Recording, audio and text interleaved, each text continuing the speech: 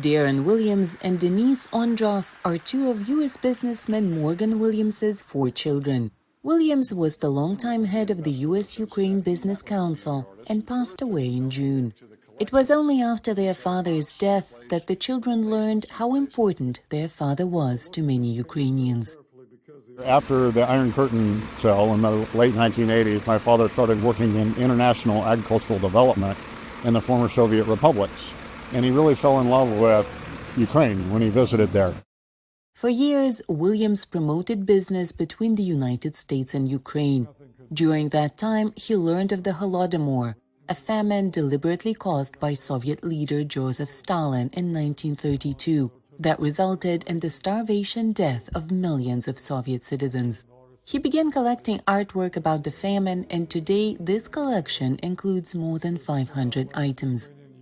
And he fell in love with the people, and he learned about the Holodomor and the injustices of the Holodomor and wanted to tell that story, and began collecting artwork in the mid-1990s and then encouraging artists and meeting with artists to write more poetry, do more art related to the Holodomor to tell the story to the world.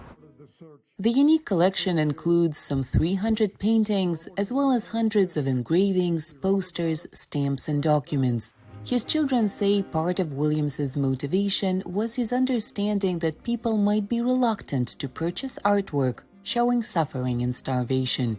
Williams's children, together with the U.S.-Ukraine Business Council, donated the collection to Ukraine's National Museum of the Holodomor Genocide in Kiev. The museum's director plans to display it for the public, but only after the war is over. The country's museum's exhibits have been dismantled, most valuable artifacts have been hidden. Exhibiting priceless art today doesn't make sense because Russia shells Ukraine every day. Any place can be hit at any moment. Husajak points out that preserving this art history has become even more important because Russian troops have destroyed monuments dedicated to the Holodomor on some occupied Ukrainian lands. Such monuments were destroyed in Mariupol, Luhansk, Melitopol and Berdyansk regions. Morgan Williams's daughter, Denise Ondroff, says there is one painting that has made an especially lasting impression on her.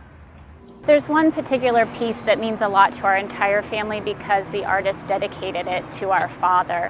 It's a picture depicting the tree of life, but within that, really the tree of death, with people through the center of the tree with their arms held up wide like the leaves of the tree, which is actually in the shape of the country of Ukraine. So for us, the acknowledgement of our father and his passion for Ukraine and this particular, travesty in their history, but also just the emotion it provokes for all that were impacted just makes it so powerful.